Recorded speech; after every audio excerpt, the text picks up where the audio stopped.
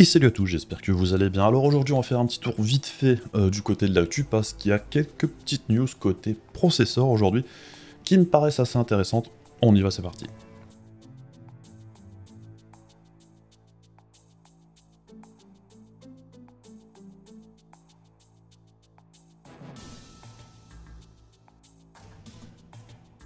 Alors souvenez-vous, lors de la dernière vidéo, on avait vu que chez AMD ça bougeait un petit peu au niveau des Ryzen 5000. Alors déjà, on avait entendu dire que le Ryzen 5800X 3D devait normalement arriver pour la fin du mois. Et on avait aussi vu que les prix étaient en train de baisser de manière non officielle sur toute la gamme Ryzen 5000. Et c'est un petit peu ce qu'on retrouve dans le commerce, puisqu'on le voit ici. Par exemple, le 5600X chez Amazon actuellement est à 250 balles, ce qui est un tarif plus bas que d'ordinaire, et c'est pareil pour le 5800X qui est à 361, le 5900X à 470 et le 5950X à 631 €. C'est de bien meilleurs prix que ce qu'on avait auparavant, c'est juste en fait pour se repositionner face à Intel pour l'instant. Mais apparemment, ce qui est intéressant ici, c'est qu'on aurait des nouveaux processeurs dans la gamme Ryzen 5000 qui devraient arriver également pour la fin du mois. Et je le dis depuis un moment, AMD a besoin d'avoir quelque chose sur le bas de gamme principalement, puisque pour l'instant, en dessous du 5600X qui coûte quand même 250 balles, on n'avait absolument rien. Sur la gamme 3000, souvenez-vous, à l'époque, on avait les 3600 non X, qui ont eu quand même un sacré succès, et on avait aussi eu un 5700X qui était plus ou moins équivalent au 3800X, mais qui coûtait beaucoup moins cher. C'est apparemment vers ce quoi on se dirige. Et bien apparemment, AMD nous préparerait bien 4 nouveaux processeurs pour la fin du mois. Donc on aurait bien le 5800X 3D avec son gros cache de niveau 3 qui devrait augmenter les performances en gaming principalement. Mais à côté de ça, on aurait également 3 nouveaux processeurs moins chers que ce qu'on a sur la gamme actuellement, mais qui pourraient être très intéressants. Puisqu'on parle d'un Ryzen 5 5500, qui serait un 6-core 6-thread. Si celui-ci est bien placé au niveau tarifaire, selon la source ici sur Twitter, le 5500 serait proposé au prix du 12100 chez Intel, qui pour rappel est un 4-core 8-thread, qui est très bon pour du gaming. D'ailleurs c'est un très bon processeur, pas très cher en gaming. Mais effectivement, si AMD débarque avec un 6-core 6-thread en Ryzen 5000, j'ai pas grand chose à dire, c'est un réajustement tarifaire et au niveau de la gamme qui a tout à fait son sens. Mais on aurait aussi, et c'est beaucoup plus intéressant, un Ryzen 5 5600, donc un 6-core 12-thread, qui serait à un tarif avoisinant celui du 12400, qui est un autre processeur très intéressant chez Intel actuellement. Et là, effectivement, s'il est moins cher que le 12400, ça rendrait encore une fois la gamme AMD très intéressante dans son ensemble, puisque pour l'instant, les cartes mères restent un petit peu moins chères chez AMD aussi. Et en plus de ça, on aurait un Ryzen 7 5700X, donc un 8-core 16-thread, comme le 5800X, avec probablement des fréquences un petit peu plus basses, mais comme sur la génération précédente, c'est assez simple de les overclocker à la fréquence du processeur X classique, et ce 5700X serait lui positionné moins cher que le 12600KF. Donc effectivement, si vous étiez actuellement en train de penser à acheter un Ryzen 5600X, par exemple avec la dernière baisse de prix, eh bien il serait peut-être pas bête d'attendre la fin du mois pour voir ce qui va se passer. Si on a vraiment un 5600 non X à peu près 200 balles, ce serait quand même encore une meilleure affaire. Et si vous comptiez acheter un 5600X, eh bien le 5700X serait apparemment pas vraiment beaucoup plus cher. Donc ça pourrait être là encore une fois une alternative plus intéressante que ce qu'on a actuellement. Si tout ça, ça se vérifie pour la fin du mois, ça ferait quand même une gamme beaucoup plus intéressante chez AMD au niveau des processeurs, particulièrement sur le pas de gamme. Et on repart du côté de chez Intel, puisque Intel, pour l'année prochaine, on sait qu'il y a le refresh d'Alder Lake qui va débarquer, la génération 13, et ce sera Raptor Lake. En gros, c'est plus ou moins la même chose que ce qu'on a actuellement avec l'architecture Big Little. La grosse différence avec la génération actuelle, c'est qu'on aura plus de petits corps. Donc on aura toujours 8 gros corps pour la plupart des processeurs en haut de la gamme, mais on aura jusqu'au double de petits corps pour les plus gros processeurs. Alors en utilisation gaming, ça va pas changer grand chose. En applicatif, ça peut être bien différent. On a vu que malgré tout, ces petits corps étaient quand même particulièrement efficaces. En plus de ça, on aura une amélioration des performances, de l'IPC, qui devrait grimper jusqu'à 10%. Ils ont dit, ils avaient dit jusque double digit, donc ça veut dire maximum 10%.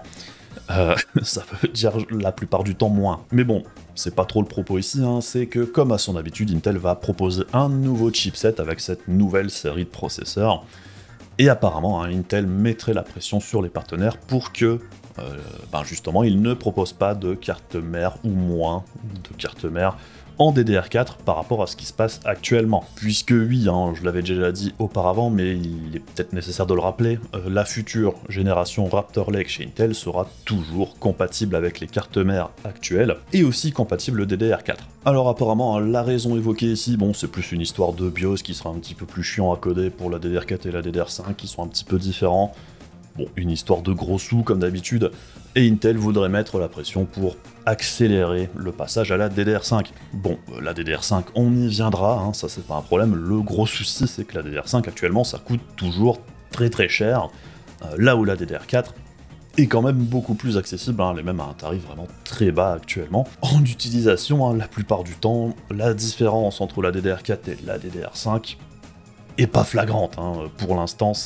Il y a une petite différence, il y aura certainement plus de différence par la suite. On va dire que si vous avez une carte mère DDR4 avec les nouveaux processeurs Intel, ça change pas grand chose la plupart du temps. Et encore plus si vous êtes en utilisation gaming au-dessus du 1080p, là où on a le plus de bottleneck possible en dehors du GPU.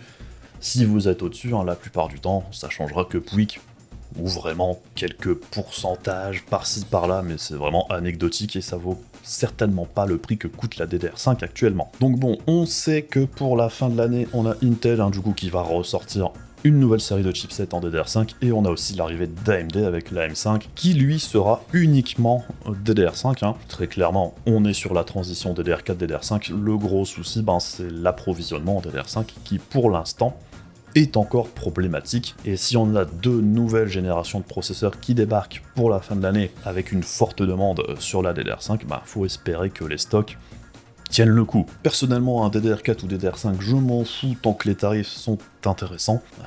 Si on nous force à passer à la DDR5, j'espère bien que les stocks seront là. On passe côté fondeur avec TSMC. On avait entendu dire dernièrement que TSMC avait quelques petits problèmes avec le N3, donc 3 nanomètres entre guillemets, puisque c'est pas vraiment 3 nanomètres, ce sont des noms commerciaux. Maintenant, ils les appellent plus N3, N3E, N3B, N3... il y a plusieurs N3 possibles chez TSMC qui sont plus ou moins performants. Le plus performant qui était envisagé jusqu'ici, apparemment, il y a quelques difficultés. Du coup, TSMC, pour l'instant, se rabat un petit peu plus sur le N3E, qui est un petit peu moins dense au niveau de capacité de transistor, mais qui reste beaucoup plus performant que le N5 actuel, entre guillemets, celui vers lequel AMD se dirige actuellement. Mais au niveau des rumeurs, ce qu'on avait entendu dire dernièrement, c'est que TSMC avait beaucoup de mal avec son N3. Bon, on verra bien ce qu'il en ressort, mais très certainement que de toute façon, si les marques doivent se rabattre vers un nœud de fabrication un petit peu moins performant, ils le feront puisqu'ils n'auront pas trop le choix. C'est juste que potentiellement, pour les futures générations de CPU et de GPU chez AMD principalement, le gain serait peut-être un petit peu moins élevé que prévu. Puisqu'ici, le N3E serait 8% moins dense que le N3 classique qu'on était censé avoir. Alors ça ne veut pas dire qu'il ne va pas arriver par la suite. On verra bien, c'est juste que pour l'instant, le N3E semble bien parti et même un petit peu en avance. Et assez loin tout ça, c'est pas pour tout de suite. On n'en est même pas encore au N5 sur les produits grand public. Il n'y a que Apple qui est dessus depuis quelques temps, puisque c'est généralement Apple qui est le premier sur les derniers nœuds de fabrication chez TSMC pour leurs puces, et c'est ce qui leur permet aussi généralement d'avoir des produits, des puces, des processeurs plus performants que les autres, puisqu'ils sont sur les nœuds les plus performants en priorité, parce qu'ils ont le plus de pognon, tout simplement. Et une news un petit peu plus étrange, Epic a racheté Bandcamp.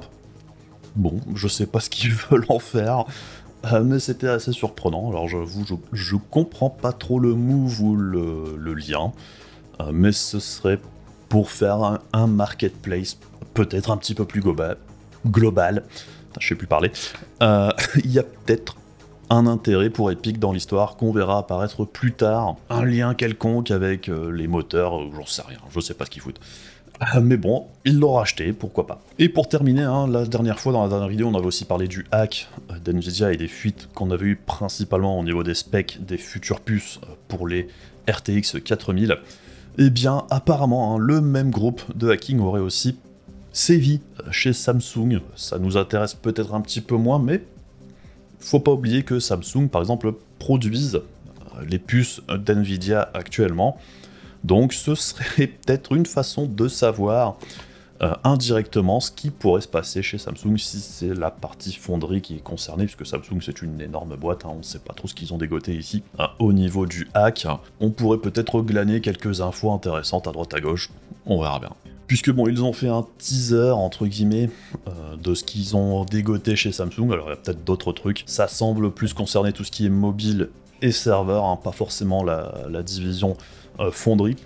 Par contre, hein, c'est intéressant de noter qu'au niveau du hack de chez Nvidia, hein, ils rajoutent ici par exemple qu'ils vendent le déblocage du LHR version 2, hein, qui est sur le GA102 au GA104, puisque celui qui est sur le GA106 des 3050, il me semble qu'il est légèrement différent. Enfin bref, il n'y a pas grand chose d'autre à dire aujourd'hui, mais je trouvais quand même que la news sur les processeurs un petit peu moins chers chez AMD, ça pouvait être hyper intéressant. Si vous vouliez acheter un processeur là maintenant, attendez peut-être quelques semaines, si ces processeurs moins chers arrivent rapidement, ça pourrait être quand même hyper intéressant. Bref, c'est tout pour moi pour aujourd'hui. Comme d'habitude, si la vidéo vous intéresse, n'hésitez pas à faire les trucs casse-couilles de YouTube. On se retrouve rapidement pour d'autres vidéos. Bisous, à la prochaine, salut!